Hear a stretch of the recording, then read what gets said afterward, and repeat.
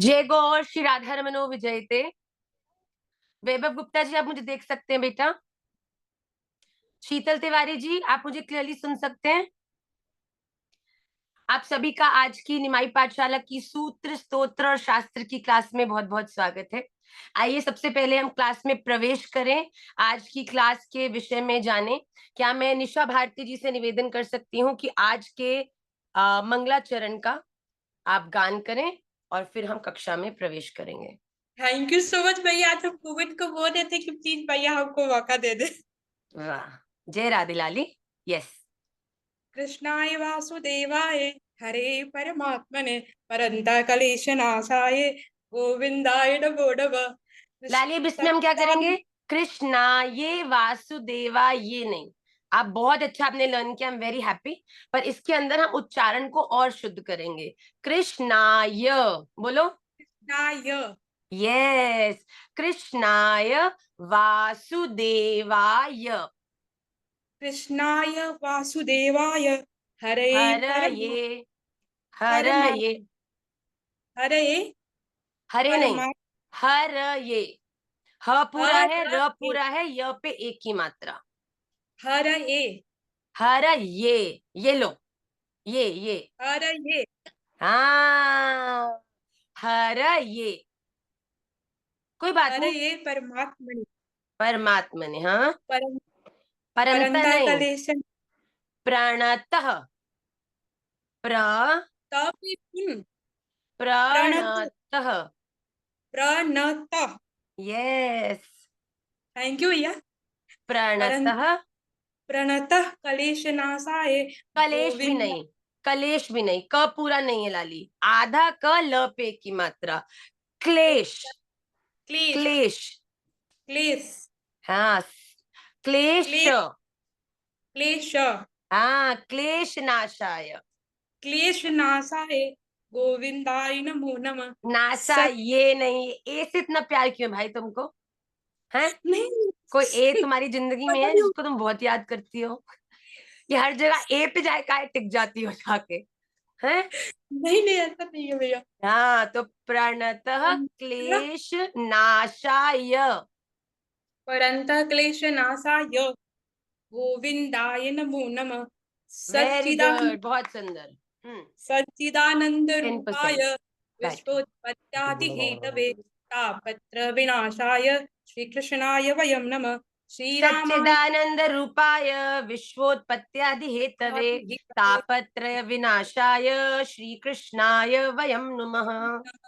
Shri good, very good रामाय effort. Shri रामाय वयम नमः। श्री गौराय वयम नमः। नमः वंदे नहीं, हम नुमः। श्री नमः। गौराय वयम नुमः। श्री गौराय वयम नमः। नमः नमः नहीं, नुमः। न- नम सच्चिदानंद की लास्टिंग नम बोलो। सच्चिदानंद रूपाय विश्वोत्पत्त्यादि हेतवे तापत्रय तापत्र विनाशाय श्री कृष्णाय वयम नुमः। श्री नमः। रामाय वयम नुमः। श्री गौराय वयम नुमः। वेरी गुड भानिशा, आपने इतना एफर्ट किया, that is very very good. पर आपको मैं क्लास के बाद आप मुझे मैसेज करोगे और लिखोगे नीचे निशा भारती, और मैं आपको अपनी आवाज में दोबारा से मंगलाचरण बहुत धीरे धीरे गा के भेजूंगी, और आप एक एक वर्ड को प्रैक्टिस करोगे, जहां ये य और पूरे अक्षर की आधे अक्षर की उसमें जो क्लैरिटी हो वो आपको आ जाए। ओके, क्यों वेरी भैया। गुड। वेरी गुड बेटा। Can I request Sheetal ji to sing the rest of the shlokas? वंदे हम।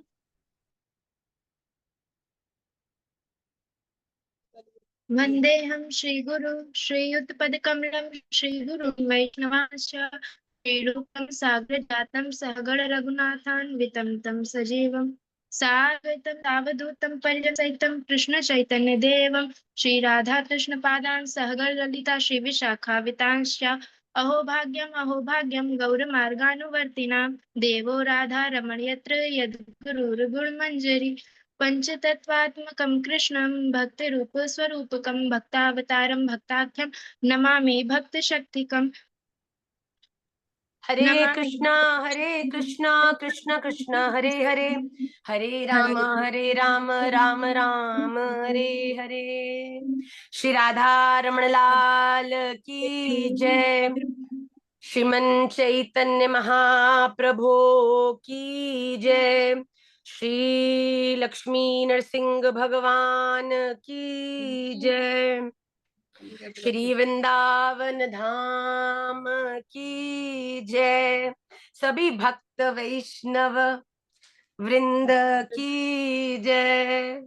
जय जय श्री राधे, जय जय श्री राधे, जय जय श्री राधे श्याम निताई गौर हरि बोल, गौर प्रेमानंदे हरि हरि बोल। वांछा कल्पतरुभ्यश्च कृपा सिंधुभ्य एव च पतिता नाम पावनेभ्यो वैष्णवेभ्यो नमो नमः। आइए आज की क्लास में मैं आप सभी का पुनश्च स्वागत करती हूँ। सर्वप्रथम श्री राधा रमन लाल के श्री चरणों में अपने अनंत प्रेम को, सदगुरुदेव महाराज के श्री चरणों में उनके दिखाए हुए मार्ग के प्रति अपने संपूर्ण समर्पण को और आप सबके प्रति अपने अनंत अनंत वात्सल्य को आप सबको व्यक्त करती हुई आपको आज की क्लास में आपका दोबारा से स्वागत करती हूँ। आज की हम मुख्य क्लास में प्रवेश करें उससे पूर्व कुछ अनाउंसमेंट्स जो मुझे आपको देनी है। फर्स्ट अनाउंसमेंट कि थैंक यू वेरी मच कि आपने निमाई पाठशाला की जो 5 ईयर सेलिब्रेशन है उससे आप तन से आए, मन से आए, आप केवल अपने भाव से आए, पर आप जिस भी रूप में जुड़े आपके कारण ही निमाई पाठशाला है और निमाई पाठशाला का होना सार्थक है। तो आप सभी प्रतिदिन प्रार्थना करा करिए अपने भजन में हमारे लिए भी कि हम भी सदैव आप सबकी सेवा में राधा रमन जी हमको लगाए रखें। हम कभी भी अपने पद से भ्रमित ना हो। हमारे जीवन की सांस सांस में आप सबका चिंतन सदा मुझे तो रहता ही है कि क्या कर दे, कैसे सिखा दे, क्या बता दे, कैसे और आपकी भजन में, आपकी भक्ति में और आपको आनंद आए। पर आप भी प्रार्थना करिएगा क्योंकि भगवान तो भक्तों की प्रार्थना सबसे पहले सुनते हैं। महाराज जी ने कहा ना कल हमारे उत्सव में बड़ी जोरदारी की बात कही, भैया गांठ बांध ली मैंने तो क्या, योगियों के भगवान आगे चलते हैं, तपस्वियों के भगवान आगे चलते हैं, जितने भी संसाधन है ज्ञानियों के भगवान आगे चलते हैं, पर एकमात्र भक्त ही हैं जिनके भगवान पीछे चलते हैं। भैया पाछे पाछे डोले मेरा गोविंद अपने भक्तों के। भैया तो हम जीवन में बहुत ज्यादा कुछ नहीं बनना, पर केवल ठाकुर जी के एक विशुद्ध भक्त बन गए ना भैया तो जीवन संवर जाएगा, आनंद आ जाएगा। और भैया देखो जितनी मर्जी फोटो से तुम आनंद ले लो, जिसने असली को आलिंगन कियो है उस दिन आके आनंद तो उसको ही पता है। वाह वाह, हमारे प्रिया रमन लाल पहली बार बोले।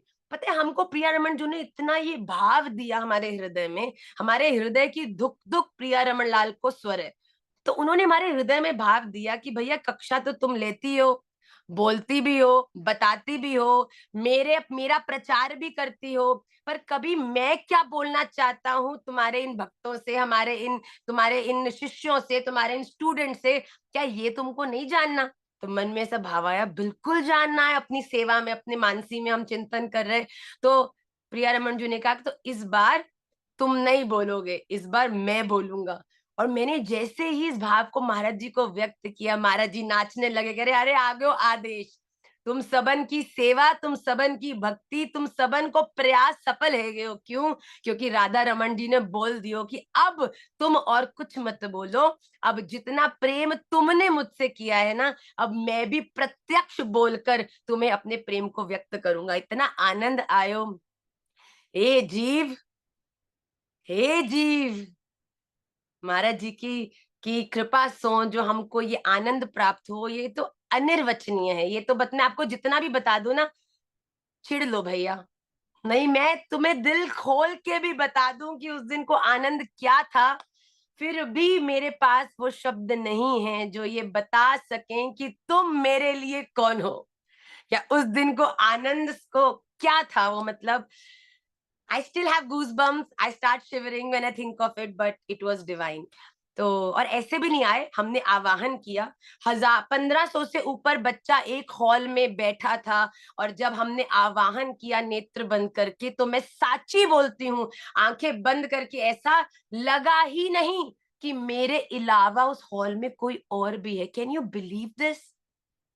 ऐसी शांति, ऐसा मौन उस समय उस स्थान पर व्यक्त था।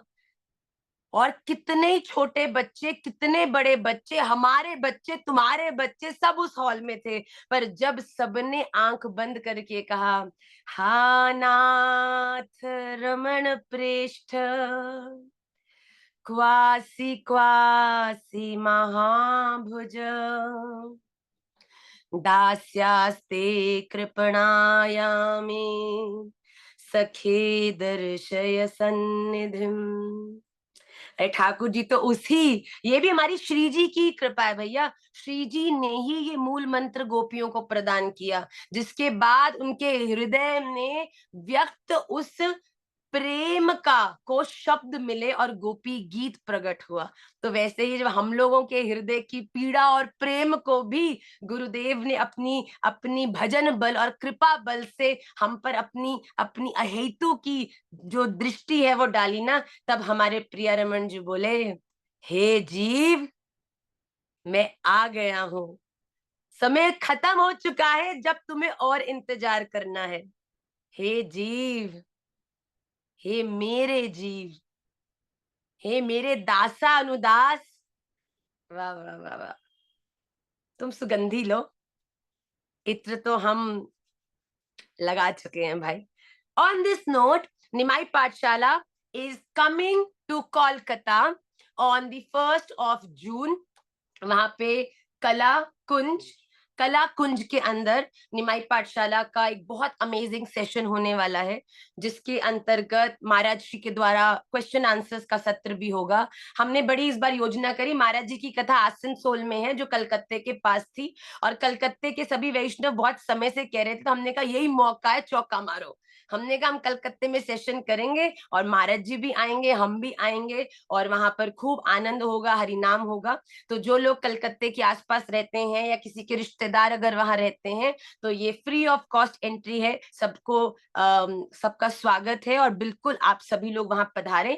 सेकेंड इंपॉर्टेंट इंफॉर्मेशन ये है कि हम बहुत जल्द एक आप सबके लिए सरप्राइज लाने वाले हैं। मैं जानती हूँ काशी कैंप को लेके आप लोग में से बहुत आर्थिक व्यवस्था के कारण थोड़े डिसअपॉइंट हो गए, क्योंकि मैं साची बोलूं, मैं, मेरा राधा रमन, मेरा हृदय जानता है कि आप सबकी निष्काम सेवा करने में मेरी कितनी निष्ठा है, मेरा कितना भाव है कि आप सबको कुछ नहीं करना पड़े, कुछ नहीं देना पड़े। पर जहां पर व्यवस्था पराधीन होती है, वहां पर जो मिनिमम हम लोग प्रोवाइड कर सकते हैं, उसके हिसाब से हमने कुछ सेवाएं नियुक्त करी थी बच्चों ने।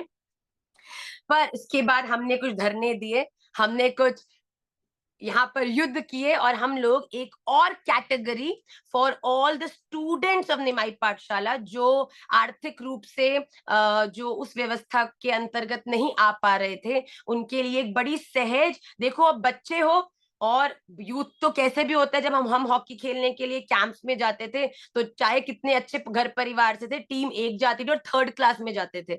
मतलब मैं आपको 3rd क्लास में नहीं रखूंगी, एसी में, ट्रेन की बात कर रही हूँ। चाहे सामर्थ्य प्लेन से भेजने वाले थी माता पिता की, पर उन्होंने कहा जैसे सारी टीम जाएगी आप भी बिल्कुल वैसे ही जाओगे, वहीं से टीम स्पिरिट भी बनती है। तो उसी प्रकार हम लोगों ने भी कुछ सहज सेवा की आप लोगों के लिए तैयारी करी है, जिसमें डॉर्मेट्रीज होंगी एसी, जिसमें एक ही रूम में हम कुछ बेड्स लगाएंगे, बॉयज के अलग होंगे, गर्ल्स के अलग होंगी डॉर्मेट्रीज, और उसके अंदर हम आपकी व्यवस्था करेंगे, जिससे कि जो आर्थिक व्यवस्था है वो काफी हद तक, even lesser than the last years camp, वो हमने व्यवस्थित करी है बड़ी जुगाड़ कर कर। तो आप सब जो अभी पहले डिसअपॉइंट हो रहे थे, please be happy, Kashi is on the way to you. पहले आप काशी तक पहुंचने की कोशिश कर रहे थे, पर आपकी निष्ठा को देख के काशी ने अपने आप को सहज किया है। हम लोगों ने बहुत, निमाई पाठशाला की टीम के लिए मैं तालियां बजाऊंगी, बहुत प्रयास करके हर चीज, ट्रैवलिंग हो गया, प्रसाद हो गया, रहना हो गया, हर चीज, मंदिरों से डिस्टेंस हो गया, हर चीज का ध्यान रखते हुए ये व्यवस्था बनाई जाती है। बहुत श्रम लगता है, एक संग 2000 बच्चों को संभालना मजाक नहीं है। पिछली बार रात के 3-3 4-4 बजे तक हम ही कुर्सी लगा के, जो लोग थे वो जानते हैं, रूम्स अलॉटमेंट में हम ही लग रहे थे खुद ही। तो इसीलिए आप सब बिल्कुल आनंदित रहिए, काशी के लिए एक्साइटेड हो जाइए। इन दिस कमिंग वीक हम लोग उसको रिलीज करने वाले हैं, तो जल्दी से जल्दी आप उसके लिए रजिस्टर करिएगा। और हम लोग 4 जून को आ रहे हैं निमाई पाठशाला सेशन के लिए अमृतसर। पंजाब वालों के लिए भी गुड न्यूज है, तो जो लोग अमृतसर के आसपास रहते हैं वो भी 4 जून को, इसकी इंफॉर्मेशन आपको रील के माध्यम से भी दे दी जाएगी, वहां भी आप जरूर पधारिएगा। कौन सा स्कूल? भवन एससी स्कूल, भवन एसएल स्कूल, वो आपको इन्फॉर्मेशन दे दी जाएगी। पर अभी टेंटेटिव ये प्रोग्राम्स हैं। एक प्रोग्राम महाराज जी ने जो ऑलरेडी अनाउंस कर दिया है वो 28 जून का है, निमाई पाठशाला में दिल्ली के अंदर दोबारा से टीटीडी में ही, या फिर शायद व्यवस्था इधर उधर कर दी जाएगी, क्योंकि इस बार हॉल में लोगों को अकोमोडेट करने में बड़ा हमें कष्ट हुआ, क्योंकि लोगों के खड़े होने की भी जगह नहीं थी, बाहर तक भी सब भर गए थे। तो शायद वेन्यू चेंज हो सकता है, पर महाप्रभु जी का आम्र कानन महोत्सव दिल्ली में किया जाएगा ऑन दी 28 जून। उससे पहले जयपुर में भी महाप्रभु जी का, प्रियारमण महाप्रभु जी का हिंडोला उत्सव जयपुर में किया जाने वाला है। टेंटेटिव डेट उसकी 8 जून है। उससे पहले तो जो जयपुर वाले हैं वो भी खुश हो जाओ, अमृतसर वाले हैं वो भी खुश हो जाओ, कलकत्ते वाले हैं वो भी खुश हो जाओ, दिल्ली वाले हैं वो भी खुश हो जाओ।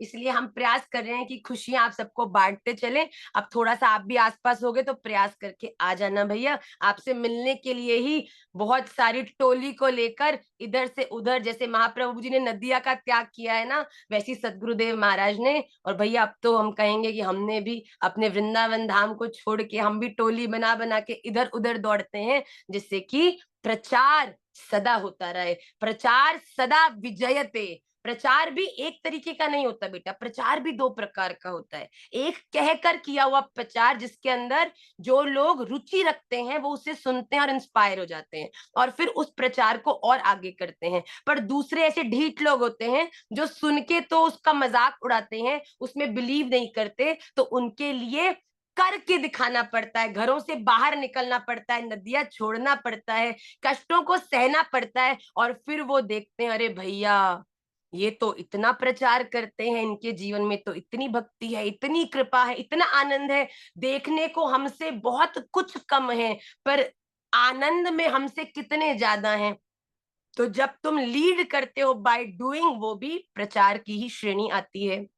तो जहां पर कहकर काम चले वहां कहकर करो, वहां पर गाकर करो, वहां पर आनंद होकर करो, और जहां पर कहकर नहीं चले वहां पर अपना बोरिया बिस्तरा बांध के पहुंच जाओ और फिर हरिनाम करते जाओ करते जाओ करते जाओ। बाल्टी का पानी चलते जाने दो चलते जाने दो, कभी ना कभी तो ये कलमश साफ होगी ही होगी। तो हम ये चीज का सदा ध्यान रखें। आइए जल्दी से आज की हम मेन क्लास में भी प्रवेश करते हैं, जिसमें हम लोग श्रीमद् भगवत गीता के एकादश अध्याय में प्रवेश करेंगे। ये बड़ा जबरदस्त अध्याय भैया, यहाँ पर आपको भगवान के ऐसे दर्शन मिलेंगे जो ना तो आज से पहले किसी ने किए हैं, ना ही आज के बाद कोई करना चाहेगा। क्यों? ऐसे दर्शन जिसको देख के अर्जुन भी थर थर कांप के अब प्रार्थना कर रहा है कि भगवान इस विराटता को कुछ कम करो और फिर से मेरे मित्र सखा होकर मुझे दर्शन दो भैया। इतना देखने की मेरी आंखों की,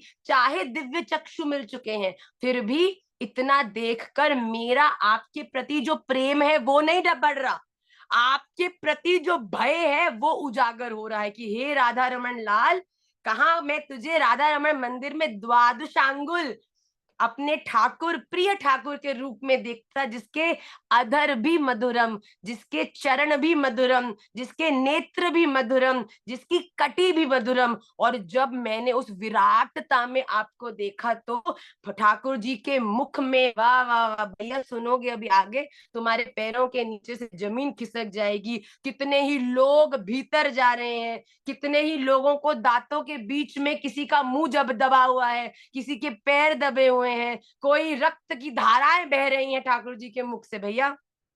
अनइमेजिनेबल ना, I know, but this is what is the real power of our Radha Raman. इसलिए बड़े सौभाग्यशाली हो कि ठाकुर जी के मधुराधिपते अखिलम जो ठाकुर जी के दर्शन है वो आप सबको करने का सौभाग्य मिल रहा है। उससे पूर्व जल्दी से हमने इस सीरीज के अंदर क्लास में नामा अपराध को प्रारंभ किया हुआ है। हम हर क्लास में 2 नामा अपराध के बारे में चिंतन करते हैं। तो पहले 4 नामा अपराध कौन मुझे बताएगा? सुकन्या, अनंत जी, फर्स्ट नामा अपराध बेटा। राधे राधे मैया। राधे राधे बच्चे। First namaprad is like that we should not do ninda to anyone. If like we do if like we talk bad of others, all means like all our good things will like go to them. Like what all we have done. Absolutely. हमें निंदा केवल इसीलिए नहीं करनी चाहिए क्योंकि हमारे पुण्य उधर चले जाएंगे और हमको पाप मिल जाएंगे। हमें निंदा जेन्युइनली भी नहीं करनी चाहिए क्योंकि निंदा करना अच्छी बात नहीं। इसमें पुण्य पाप में तो पुण्य पाप में भी जो फंसता है वो भी फंस ही जाता है भैया।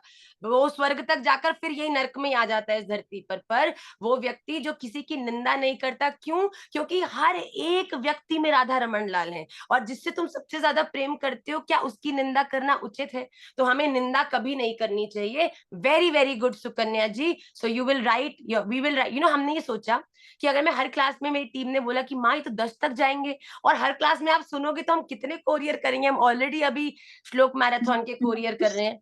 तो हम लोगों ने ये निर्णय लिया है कि आप सबके नाम जिनको हम बोलते हैं कि हम आपको कुछ देंगे, हम ये नोट करते जाएंगे और जीवन में जब भी आप हमको मिलेंगे और हम आपको मिलेंगे तब हम आपके ये उपहार आपको अपने हाथों से देने का सौभाग्य चाहते हैं। तो हम इसी प्रकार से करेंगे। इससे आपको भी मोटिवेशन रहेगा कि अपने गिफ्ट्स लेने हैं तो जल्दी जल्दी वृंदावन चले या माँ से मिलने कहीं ना कहीं तो आए। ठीक है Sukanya? So next time I'll meet you. Yes, I'll give you Maya, something. I will be coming to Gurgaon soon. Actually, after my marriage, I will be coming to Gurgaon for 1 or 2 years. Wow. So like maybe September I will come. See you every Wednesday then. Yes. Shri Radhe. Ravi Yes, Maya, Naji. Radhe. Second नाम अपराध बेटा। राधे श्याम माँ। राधे राधे। मेरा second अपराध है कि हमें scriptures की और संतों की जो वचन है उनका आदर करना चाहिए, उनका निरादर नहीं करना चाहिए, ना ही हमें उनके बारे में कुछ गलत बोलना चाहिए। ये 2-3 मिक्स नहीं कर दिए तुमने शायद।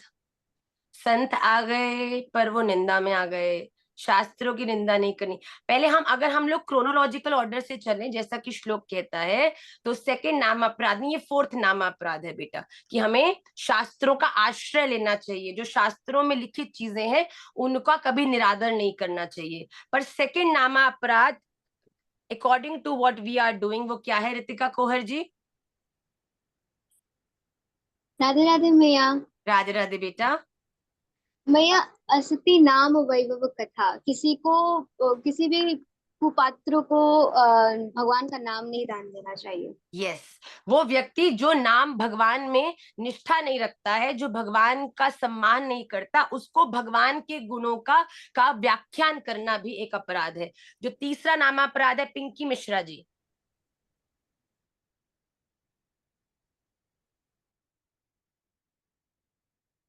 अनम्यूट करो बेटा।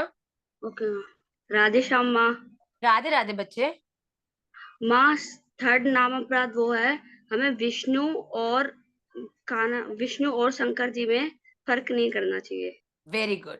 जो भी भगवान हरि और हर में भेद बुद्धि रखता है, जो भी व्यक्ति, वो भी भगवान के नाम के प्रति ही अपराध करता है। चौथा नामा अपराध जैसे कि ऑलरेडी रवीना जी ने शायद हमको बता दिया था कि चौथा नामा अपराध है कि शास्त्रों के विरुद्ध, शास्त्रों का आश्रय लिए बिना मनमानी सेवा करना, वो भी एक क्या बोलते हैं उसको, नामा अपराध ही माना जाता है। आज हम कक्षा में अगले नामा अपराध की ओर बढ़ेंगे जो कि पंचम नामा अपराध है, जो कहता है कि वो व्यक्ति जिसको भगवान के नाम के बल में संशय हो। नाम, आप कह लो नाम, केवल नाम, चाहे वो राधा नाम हो, चाहे वो कृष्ण नाम हो, चाहे वो राम नाम हो, चाहे वो महामंत्र हो, ये सभी नामों का जो बल है ये उतना ही आपके जीवन में प्रभावित करता है भक्ति को, जितना दूसरे युगों में तपस्या, यज्ञ आदि करने का फल लोगों को मिलता था। जिस व्यक्ति के अपने, आपको पता है मैंने कल क्लास में बताया था, केवल भगवान के नाम नहीं, इस पूरे ब्रह्मांड में जितने नाम हैं, भगवान अक्षर ब्रह्म है। और अक्षर ब्रह्म अर्थात कि अक्षर जो शब्द हम बोलते हैं, जिन अक्षरों को जोड़कर ये नाम बनते हैं, वो भगवान है। तो हम सबके नाम भी तो अक्षरों से ही बने। और ये नाम भी, चाहे आपका नाम आरुषि हो, चाहे आपका नाम वैष्णवी हो, चाहे आपका नाम चैतन्य हो, चाहे आपका नाम रवीना हो, ये कहीं ना कहीं भगवान के ही नाम है। नाम में इतनी पावर है कि अगर आप सो रहे हो और कोई आकर आपको बार बार आपके ही नाम से पुकारे, पिंकी उठो, क्रिश उठो, उठो, चाहे आपका स्पर्श भी नहीं करे, फिर भी आपकी नींद खुलने लगती है। क्यों? क्योंकि वो आपका नाम है। कोई आपका नाम लेके आपको बहुत सारी भीड़ में आवाज मारता है तो पूरी भीड़ के लोग नहीं मुड़ते, केवल जिसका नाम होता है वो ही मुड़ता है कि मुझे किसने बुलाया। ये है स्ट्रेंथ ऑफ नेम। अगर कृष्ण भीड़ में चल रहा है और मैं बुलाऊं कृष्ण, तो कृष्ण मुड़ के देखेगा और आएगा। वैसे ही अगर तुमने संसार की भीड़ में होते हुए एक बार पुकारा कृष्ण,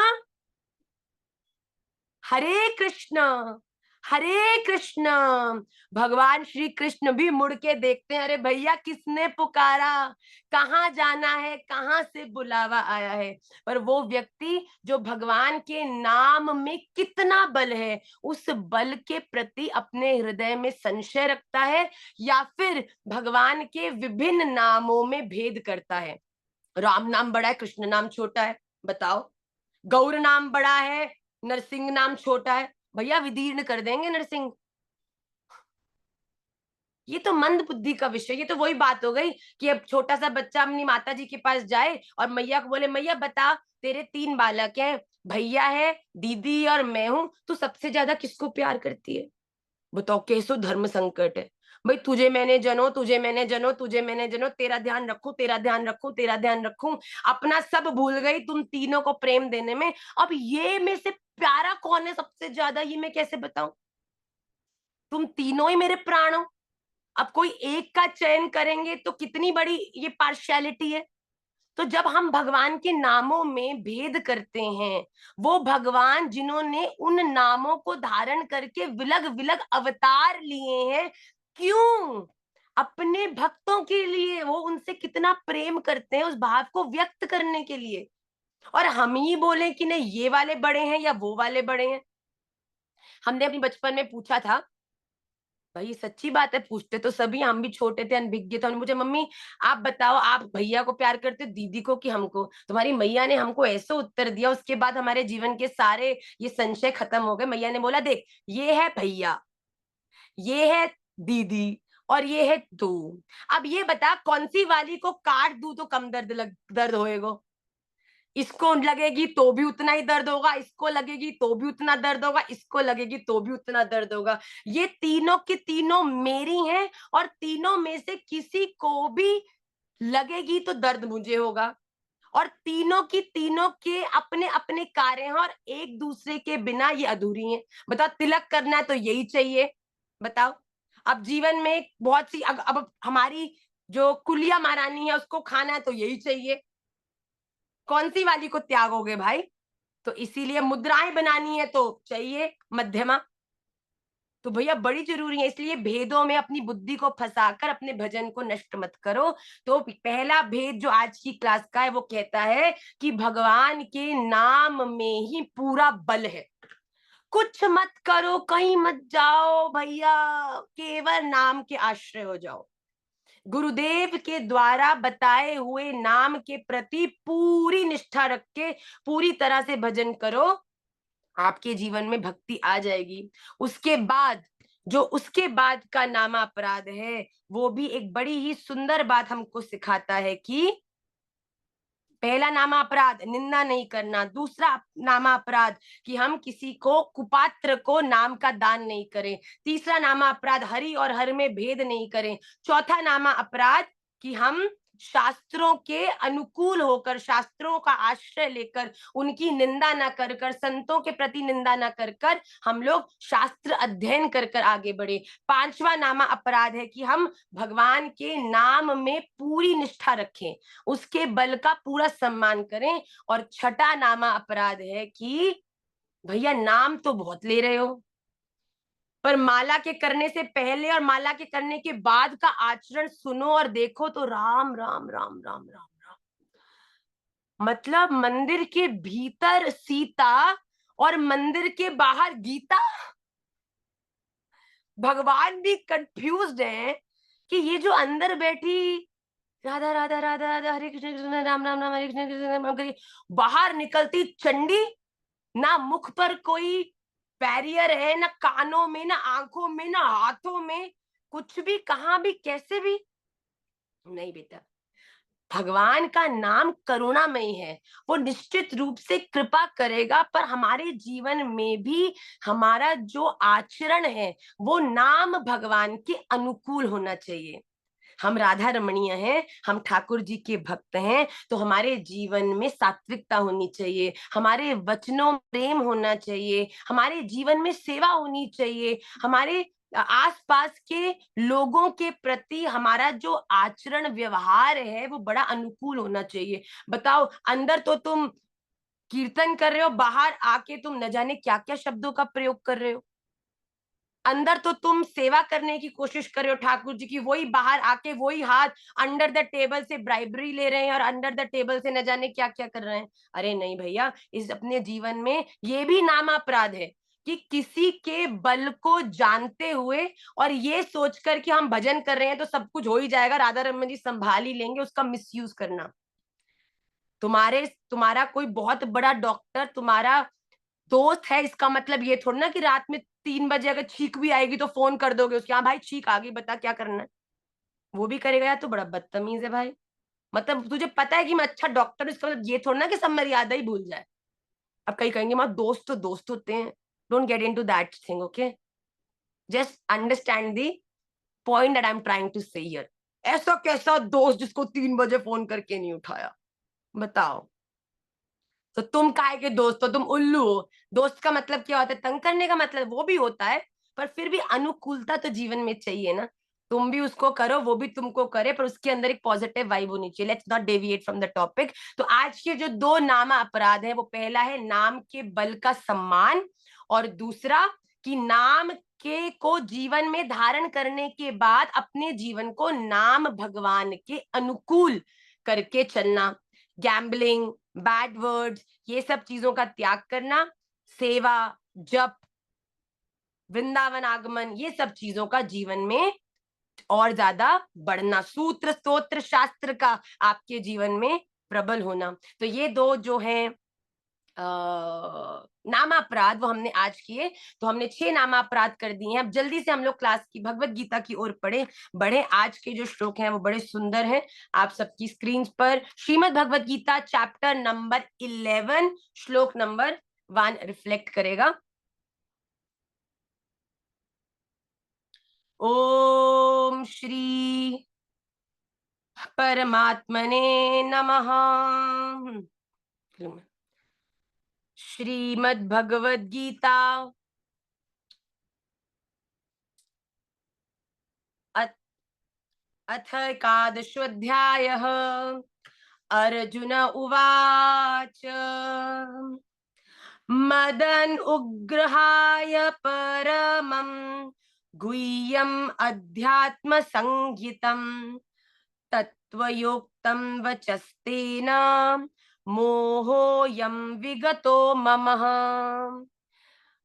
मदन मदन उग्रहाय त्वया यत्, अर्थात मुझ पर अनुग्रह करने के लिए आपने जो परम गोपनीय अध्यात्म संगीतम अर्थात अध्यात्म विषयक वचन अर्थात उपदेश का है, उससे मेरा अज्ञान नष्ट हो गया है। भगवान, मेरे जीवन के सारे कंफ्यूजन नष्ट हो गए हैं। मैं समझ चुका हूं कि साचो इक राधा रमन, इस दुनिया में सबसे बड़े सुप्रीम आप हो, सबसे पावरफुल आप हो, और अब मुझे कोई भी संशय नहीं है। पर आपके द्वारा मुझ पर ये जो उपकार आपने किया है ना, कि मुझे आपने अपने बल का ज्ञान देकर, जो कि बड़ा गोपनीय है, आगे जाके आएगा भगवान, ये सब जो हमसे शेयर कर रहे हैं ना, वो इति गुह्य तमम शास्त्रम इदम उक्तम मया नघ एतद् बुद्ध्वा बुद्धिमान सा कृतकृत्यश्च भारत। भगवान कहते हैं ये मेरे डीपेस्ट सीक्रेट्स हैं अर्जुन, जो तेरे प्रेम वशीभूत होकर मैं तुझे समझा रहा हूँ और बता रहा हूँ, किसी को नहीं बताता मैं। तो भगवान कह रहे हैं, अर्जुन कह रहे हैं कि मैं बड़ा कृतज्ञ हूँ कि आपने मुझे अपने ये गोपनीय रहस्य को बताया, जिससे कि मेरा सारा जो अज्ञान है, मेरे कंफ्यूजन्स हैं, वो दूर हो गए। अब मैं संसार में नहीं फंसूंगा। मुझे पता है कि मुझे केवल और केवल आपको ही अपने जीवन में सेंटर में रखकर सारे निर्णय लेने हैं। श्लोक number 2। Okay, I got it. आज हमारी टीम ने हमको एक नया यंत्र दिया है जिससे हम बात क्लास ले रहे हैं। चाव्ययम्।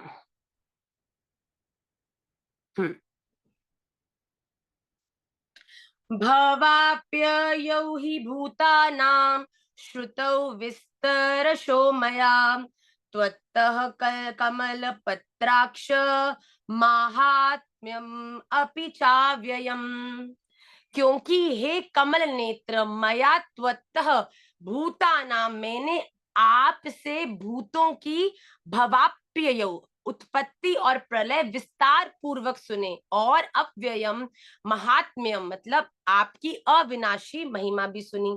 अर्जुन कह रहे हैं मुझे पता चल चुका है कि अहमेवा समेवाग्रे जो आपने कहा, जो आपने ब्रह्मा जी को 4 श्लोक दिए चतुश्लोकी भागवत के, जिसमें आपने कहा कि अहमेवा समेवाग्रे नान्यद् यत् सत् सत्परम पश्चादहम यदि तच्च यो वशिष्येत सोऽस्म्यहम्, कि अर्जुन मैं ही उत्पत्ति प्रलय और बीच के संपूर्ण काल की ऊर्जा हूं, मेरे अलावा न अन्यत, इस पूरे ब्रह्मांड में मेरे अलावा और कोई नहीं है।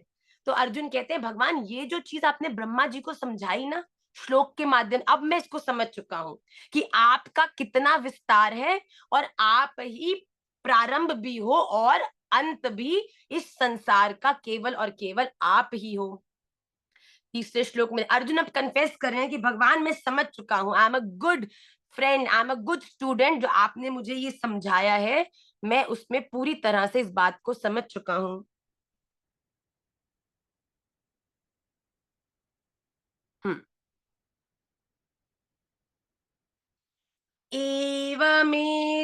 एवमेतद्यथार्थ त्वात्मानं परमेश्वर द्रष्टुमिच्छामि ते रूपम ऐश्वरम पुरुषोत्तम।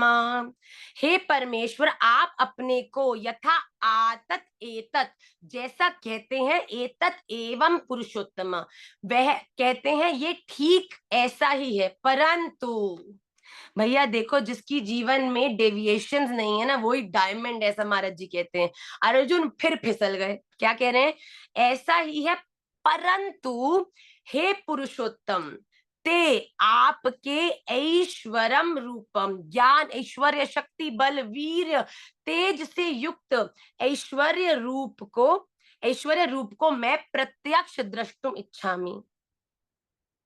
भगवान कानों देखी तो मान गए और सुन ली, पर कुछ आंखों देखी भी हो जाए अगर, समझ में संपूर्ण ज्ञान को गिर चुका हूं, पर अगर आप मुझे अपने इस ऐश्वर्य युक्त बल युक्त वीर्य युक्त तेज युक्त अपने विराट रूप का दर्शन करा दो।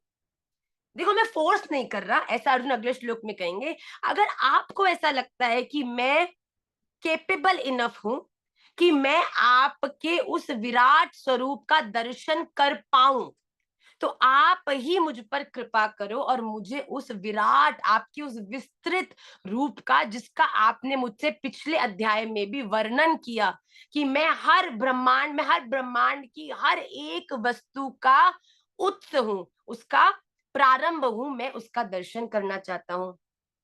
देखो भैया, जीवन में सब बोलते हैं, संत बोलते हैं, साधु बोलते हैं, कहते हैं भगवान ही सब कुछ है, भगवान सर्वोपरि है, भगवान सुप्रीम है, भगवान ही सब कुछ है। हम लोग ये सब चीजें सबसे सुनते हैं, संतों से सुनते हैं, कथाओं में सुनते हैं, बड़ों से सुनते हैं।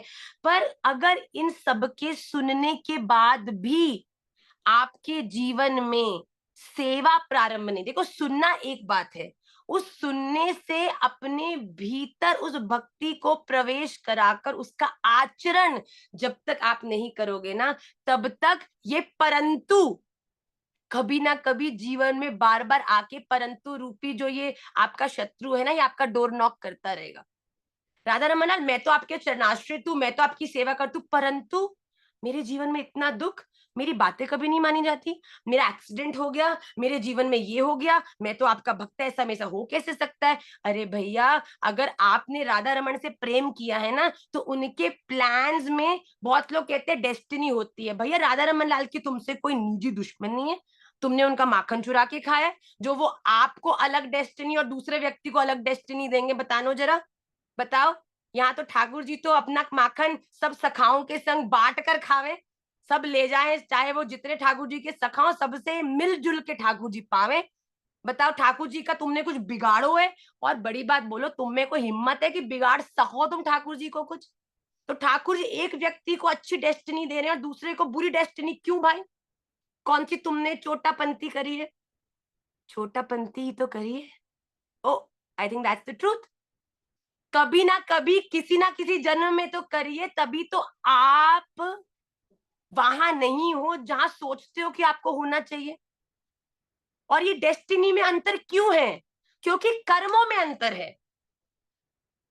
जब कर्म में अंतर है, उस कर्म के अंतर के कारण, उसके भाव के कारण आने वाले फल में भी अंतर है। और जब फल में अंतर है, तो वो फल आपसे दूसरा कर्म कराता है, जिसके कारण आपके जीवन में आप अपने कर्मों के अनुसार आने वाले प्रारब्ध को स्वयं लिखते हैं। आज अगर टांग कट गई है ना, आज अगर एक्सीडेंट हो गया और तुम बिल्कुल सही स्कूटर चला रहे थे, तो ये समझ जाना, पूर्व में तुमने किसी को जो एक्सीडेंट किया है, या पूर्व में तुमने कोई ऐसा कार्य किया है, किसी को दुख दिया है, कि कोई गलत कार्य किया, उसका ही, उस कर्म का फल तुमने अब जाकर मिला है। भैया, धुंधकारी के सिर में केवल दर्द होता था, बहुत बहुत बड़े बड़े वैद्यों को बुलाया, मेरा सिर ठीक करो, सिर ठीक करो। तो उन्होंने कहा कि ये देखो, आपके कोई भी आप पर दवाई काम नहीं करेगी, आप 100 केचुओं को मार कर उनका पेस्ट बनाकर अपने सिर पे लगाओ, तो ही तुम्हारा सर दर्द ठीक होगा। हमने अपने गुरुदेव से सुना है भैया।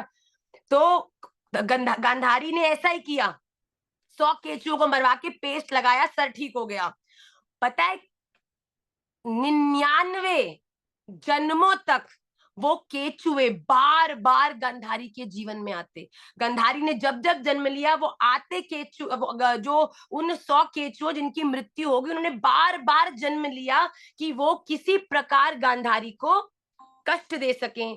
पर भैया, गांधारी के जीवन में भी ऐसा प्रभाव था कि कुछ भी करके बाहरिया बन के उनको कष्ट नहीं दे पाए। फिर गांधारी के ही गर्भ से उन 100 पुत्रों ने जन्म लिया। और ये गांधारी ने ठाकुर जी से पूछा कि ठाकुर जी, मैं भी तपस्विनी हूं, मैं भी अपने पिछले 100 जन्म देख सकती हूँ, मैंने कभी ऐसा कुछ गड़बड़ नहीं किया कि आज आपने मेरे सामने मेरे 100 पुत्रों की मृत्यु करवाई, आप बताओ ऐसा मैंने क्या किया? तो ठाकुर जी हंसते हुए कहने लगे, गांधारी बिल्कुल सही कहती है, तूने अपने पिछले 100 जन्मों में कुछ गड़बड़ नहीं किया, पर तेरा जो 101वां जन्म था ना, उसमें तूने 100 केचुओं को जो मारा, ये 100 जन्मों से ये केचुए अपना बदला लेने के लिए बार बार तेरे जीवन में आ रहे थे, पर तेरा भी ऐसा प्रभाव था कि तुझे तेरी हानि नहीं कर सके, तभी उन्होंने तेरे गर्भ से ही जन्म लेकर तुझे तेरे सामने गर्भ से अपने तेरे बेटों के रूप में जन्म लेकर तेरे सामने ही मरते हुए जिस पीड़ा का तू आज अनुभव कर रही है ना, आज उन केचुओं का हिसाब पूरा हुआ है भैया। Can you believe it is that long? अब कहोगे माँ अब तो मुझे घबराहट हो रही है, मैंने तो पता नहीं 100 जन्मों में क्या क्या अमेजिंग चीजें करी हैं, राइट? बट ट्रस्ट मी, आज अगर आप का पाठशाला की क्लास में बैठे हो ना, और अगर आज आप राधा रमणीय कहने के लिए, बनने के लिए आतुर हो, तो आपके जीवन के जो कर्म है ना, विद एवरी पासिंग बर्थ अच्छे ही हो रहे हैं। आप अब अगले जन्म में इससे कम नहीं होगे। आपकी भक्ति अगर निश्चल है ना, तो कहीं ना कहीं your graph is going like this, ऊपर। ये मत डर जाना कि माँ अब तो मुझे घबराहट हो रही है कि पिछले हमने जीवन में कष्ट आएंगे, अब याद कर लेना होगा पिछले किसी जन्म का कोई प्रारब्ध भैया। कोई बात नहीं ठाकुर जी, मैं बैठी हूँ, आप निपटा लो, कष्ट दे दो, सब निपटा लो भैया, पर अब मेरे को अपने पास बुला लो। अब मुझे करनी है चंपक मंजरी जी, ललिता सखी जू, विशाखा सखी जू के चरनार विंद के भी चरनार विंद के भी चरनार विंद के दासों के भी दासों की भी सेवा। भैया जीवन का उद्देश्य बड़ा रखो, घबराना नहीं है, प्यार पूरा रखो, सेवा निश्चल रखो। राधा रमन लाल में पूरी सामर्थ्य है कि तुम्हारे 100 जन्मों के पापों को ना खत्म, बड़ी पावर केवल उनमें है भैया, ठीक है? तो उनके लिए प्रयास करना पड़ेगा। तो second last shloka of Bhagavad Gita class today, कहाँ फिसल गई भाई मैं? ये क्या तुमने यंत्र दिया भैया, हमको परेशान कर रहे हैं हमको। यस, इतने टैप तो मैंने कभी एंड्रॉइड में नहीं करा, तो मैं एप्पल में करने में।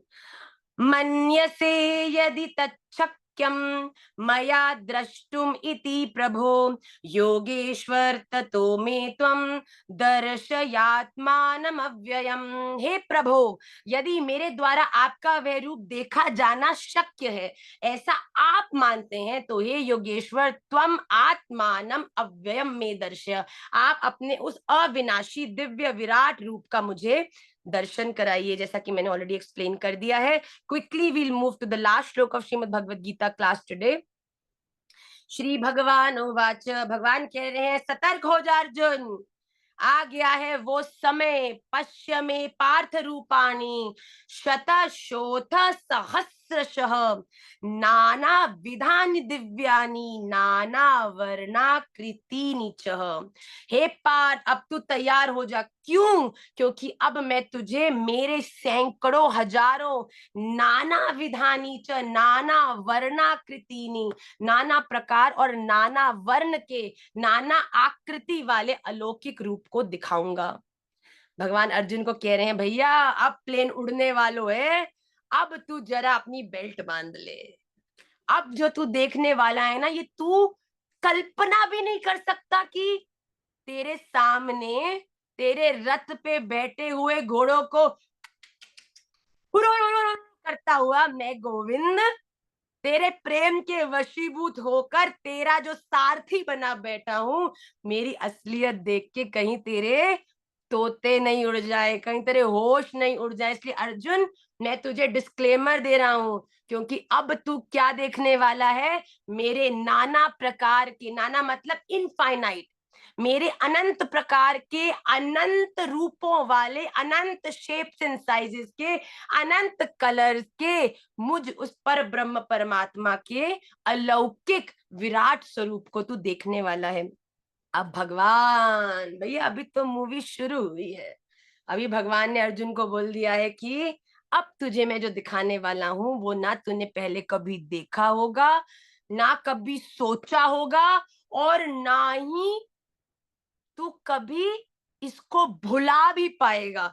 ऐसा मैं विराट स्वरूप तुझे दिखाऊंगा, जो कि हम सब भी अगली क्लास में देखेंगे। अभी तो क्लास के बाद तुरंत हम राधा रमन जी दौड़ेंगे। आज क्लास इसीलिए आधा घंटा हुई क्योंकि हम दौड़ के आ रहे थे और राधा रमन जी ने खेला और हमको ट्रैफिक मिला, हमने आधा घंटा क्लास आगे करी। और अब हम विराट तो भगवान हमको तो नहीं देखना, हमको तो हमारा राधा रमन लाल ऐसो को ऐसो ही चाहिए। पर हाँ, कई लोगों के पास वो बट होता है ना, परंतु वो जो परंतु वाले लोग हैं उनके लिए भगवान ने इसका भी समाधान किया है। जल्दी से हम लोग श्री विष्णु सहस्त्र नाम के जो अगले 2 श्लोक हैं उनको मैं जल्दी से केवल श्लोक रीड करूंगी। आप एक बार मेरे संग रीड करिए, क्योंकि महाराज जी हमको गुरुमुखी करते हैं, तो उनके द्वारा कहे हुए श्लोकों को जब आपको एक बार हम सुना देंगे तो आपको भी वो याद करने में, पढ़ने में सहज हो जाएंगे। जीवो विनयिता साक्षी मुकुंदो मित विक्रमः अम्बो निधिरनंतात्मा महोदधीशयोन्तकः। और अगला श्लोक, इसको हम लोग आपको आपकी कम्युनिटी में भी शेयर कर देंगे। अजो महारः स्वाभाव्यो जिता मित्रः प्रमोदनः आनंदो आनंदो नंदनो नंद सत्य धर्मा त्रिविक्रमः। Let's get back to the sutra of the class. आज का सूत्र बड़ा ही सुंदर और बड़ा अलग है। मैंने आज का सूत्र जो है वो कल की क्लास से अलग रखा है, क्योंकि कुछ बालकों की कक्षा के प्रति महाप्रभु जी राधा रमन लाल को प्राप्त करने के प्रति निष्ठा इतनी प्रगाढ़ है that they come for all the classes. तो मैंने सोचा श्लोक तो सेम है, कोई एक्स्ट्रॉर्डनरी चीज तो मैं श्लोकों में से विराट की जगह कोई और स्वरूप तो प्रकट करा नहीं सकती, क्योंकि भगवान ने खुद ही बोला है। पर हाँ, आपको सूत्र एक अलग सुना सकती हूँ। और ठाकुर जी इन्हीं चीजों से रीझते हैं भैया, आपके छोटे छोटे प्रयास ना कि शायद आज माँ कुछ ऐसा बता दे जो राधा रमन जी ने मेरे लिए नियुक्त किया हो। मैं बहुत सारे बच्चों को स्क्रीन में देखती हूँ जो डेडिकेटेडली एवरी क्लास, मतलब कम से कम 100 बच्चा है जो डेडिकेटेडली एवरी क्लास में आई सी देम। तो बहुत अच्छी बात है। ठाकुर जी से सभी के लिए खूब प्रार्थना। पर आज एक सूत्र हम जो मैं सुनाने वाली हूँ उसको बड़े ध्यान से सुनिएगा, ये हम सबकी बहुत गंभीर प्रॉब्लम है, वेरी बिग प्रॉब्लम। और वो क्या है, एक बात 3 भिक्षुक, 3 मतलब कह लो साधु अपने घरों से निकले भजन करने के लिए जंगल में। तीनों एक संग निकले और तीनों ने ये प्रण लिया कि हम अब आजीवन मौन रहेंगे और केवल अपनी भजन साधना में ही लगे रहेंगे हम, क्योंकि जब तक चुप रहेंगे तब तक कोई व्यर्थ की बात नहीं करेंगे, जब तक व्यर्थ की बात नहीं करेंगे तब तक कोई दिमाग में विचार नहीं आएगा, जब तक कोई गलत विचार नहीं आएगा तब तक हम अशांत नहीं होंगे, और जब तक हम अशांत नहीं होंगे तो भजन में आनंद आएगा। तो इस बात के संग ये तीनों लोग एक जंगल में गए और एक गुफा में बैठ के भजन करने लगे। 1 साल तीनों ने मौन बैठकर भजन किया। एक दिन उन्होंने क्या देखा कि उनकी गुफा के बाहर से एक शेर निकला। अब तीनों ने शेर को देखा और तीनों ने एक दूसरे को भी देखा, पर मौन धारण किया है तो बात तो कर नहीं सकते। अब क्या हुआ, तीनों ने देखा, एक दूसरे को देखा और फिर से भजन करने लग गए। 6 महीने बीत गए। 6 महीने के बाद उनमें से एक साधु बोल पड़ा दोनों से, बाकी दोनों से, कहने लगा, भाई क्या तुमने देखा था उस दिन जो हमारी गुफा के बाहर से निकला था वो एक शेर था? बाकी दोनों मौन में थे, तो उसने जब ये बोला तो वो कुछ हल्का हुआ और उसने ये बोलकर वो चुप हो गया। बाकी दोनों ने तो कुछ उत्तर नहीं दिया क्योंकि बाकी दोनों तो मौन में ही थे, तो वो उसके बाद चुप हो गया। बाकी दोनों भी अपना भजन करने लग गए। उसके और 1 साल बाद भजन करते करते दूसरा साधु बोला एकदम से, अरे भैया उस दिन जो देखा था वो शेर नहीं था, सियार था। तो जो एक व्यक्ति मौन में बैठा था, जब उसको ये चीज बोली तो उस व्यक्ति ने भी कोई प्रतिक्रिया नहीं दी, वो भी चुप बैठा रहा, और उसने बोला वो भी हल्का हो गया। अब 3 साल बीत गए। अब तीनों बैठे भजन कर रहे हैं, बाकी 2 तो सहज हो गए। तीसरे व्यक्ति ने 6 महीने प्लस 1 साल, उसके 3 साल बाद उसने अपने मौन को तोड़ा, कहा, बेवकूफों तुम दोनों गधे हो, तुम दोनों के कारण मेरा भजन टूट गया। ये दोनों में से ना वो शेर था ना ही वो कोई सियार था, वो तो एक गीदड़ था जो इतनी तेज दौड़ा और तुम्हें लगा कि शेर है, और तुम लोग इतने मूर्खो, तुमने मेरा भजन तुड़वा दिया, तुमने मुझे ऐसी बात बोल दी जिसके कारण मुझे अपना मौन तोड़ना पड़ा। बहुत सारी बातें निकलती हैं भैया, इतनी बातें। पहली बात जो बड़ी जोरदारी की है, भैया जितने दिन अंदर रखोगे ना उतना ही और कोई चीज नहीं कर पाओगे। इस दुनिया की हर बात के दो समाधान हैं। इस दुनिया में आपके साथ घटित हर बात के केवल दो सोल्यूशन है। पहला सोल्यूशन, उसको बारे में बात करो और उसको लेट गो कर दो। बात करी विषय में, अपने भीतर से उसको बाहर निकाला और बात खत्म हो गई। या दूसरी चीज, उसको भूल जाओ। बात भी नहीं करी और भूले भी नहीं हो, ये बहुत बड़ा एक आपके भीतर आपको ही खाने वाला कीड़ा है भैया। ये आपको भीतर ही भीतर इतना अस्वस्थ कर देगा कि आप बावरे हो जाओगे। कोई चीज परेशान कर रही है, या तो टॉक अबाउट इट, उसके बारे में बात करो, उसको अपने भीतर से निकाल दो। उस व्यक्ति से करो जिससे प्रॉब्लम है, और वो नहीं करता तो किसी काउंसलर से या किसी और से करो जो आपकी बात सुन के आपको समझ जाए। और अगर आपको लगता है बात करने का कोई फायदा नहीं है, मैं बात करूंगा फिर आगे से बात बढ़ेगी, फिर वो बात होगी और मुझे कोई फर्क नहीं पड़ता, मुझे ना तो अननेसेसरी टॉकिंग से अपना टाइम वेस्ट करना है, ना अपनी एनर्जी वेस्ट करनी है, ना ही अपना अपना माइंड को है उसको अनस्टेबल करना है, I will forget it, just let it be. ओम इग्नोराय नमः, मुझे कोई फर्क नहीं पड़ता। और फिर फर्क नहीं पड़ना भी चाहिए। एक बड़ा फनी चीज है, लोग कहते हैं, लड़कियां कहती हैं, तो कहते हैं I you angry with me, and लड़की will say no, don't do that, don't do that children. अगर तुमने कहा कि इट्स ओके, मुझे कोई फर्क नहीं पड़ता, तो तुम्हें फर्क नहीं पड़ना चाहिए। फर्क पड़ भी रहा है और तुम बोल रहे हो कि फर्क नहीं भी पड़ रहा, अगला बंदा भी बाल पकड़ के बैठा, भाई पढ़ रहा है तो बात कर, नहीं पढ़ रहा तो एक्ट भी तो ऐसे कर कि नहीं पढ़ रहा। मैं तो बिल्कुल गुस्सा नहीं हूं। खाने में क्या कुछ बनाया? नहीं, खुद बना लो। That doesn't work, right?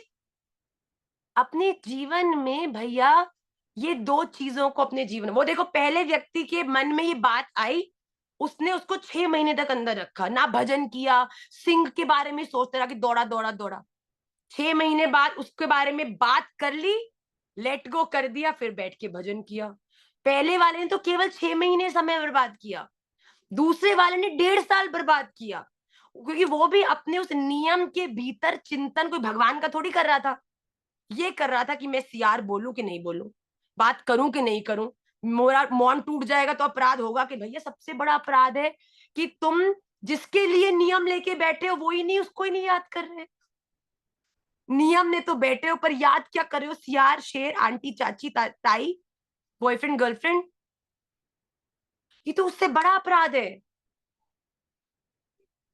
उस व्यक्ति ने तो 1.5 साल किया, और सबसे महापुरुष जिसने सोचा कि मैंने सबसे बड़ा मौन किया, उसने सबसे ज्यादा जीवन का टाइम व्यर्थ किया, क्योंकि वो यही सोचता रहा कि कैसे इनको बताऊं कि वो तो गीदड़ था। इसीलिए अपने आप को अननेसेसरी बातों से जल्दी मुक्त करा करो। सोल्यूशन ओरिएंटेड माइंड, भाई बात कर ले, बात खत्म होगी तो ठंडा हो जा, पहले ठंडा हो जा, बात करते हैं। तुझसे बात नहीं हो रही, तुझसे बात नहीं सहन हो रही, इट्स ओके, किसी दोस्त को पकड़ो, हमको पकड़ लो, हमने काउंसलिंग टीम तैयार कर दी है, बता रहे हैं, हम बता रहे हैं, बहुत लोग उनको यूज भी करते हैं आजकल।